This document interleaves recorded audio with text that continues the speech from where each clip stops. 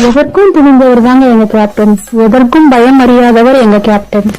கருப்பு நிலா படப்பிடிப்பின் போது கேப்டனை பார்க்க லட்சக்கணக்கான மக்களோட கூட்டம் கூடி இருந்துச்சு. அப்போது கேப்டனை பார்க்க ஒரு பாட்டி முண்டி அடிச்சு கொண்டு முன்னாடி வந்து நின்னு பார்த்தாங்களாம்.